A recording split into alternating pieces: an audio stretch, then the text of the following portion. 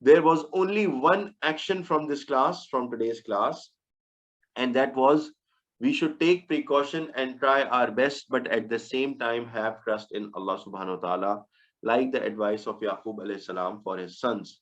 And we went through this in detail, and we said that, we have been hardwired to think through this world as, we have to try our best, try our resources, and once we get tired and exhausted and we don't do, then only after that we say, okay, fine, now only God can help, or only Allah subhanahu wa ta'ala can help. No, this is the wrong mindset and attitude. Our mindset should be like Yaqub alayhi salam.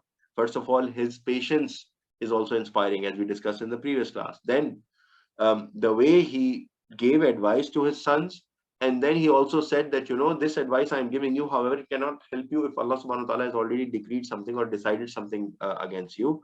And I put my trust in Allah subhanahu wa ta'ala while I'm giving this advice to you. So this should be our mindset. Seek Allah subhanahu wa ta'ala's help, ask for his protection, try your best and take precaution. It's not like, fine, we will just pray to Allah subhanahu wa ta'ala and sit and do nothing. No, you have to do and try your best. And then Allah subhanahu wa ta'ala will make the best of the plan unfold for you. Are there any comments, anything before we close today's class? Okay.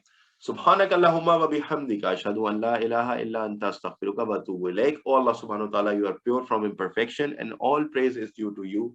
I bear witness that there is none worthy of worship besides you. I seek forgiveness from you and return to you with your full obedience. Assalamu alaikum wa rahmatullahi wa barakatuh, my dear brothers. Inshallah, I will see you guys next week, same time.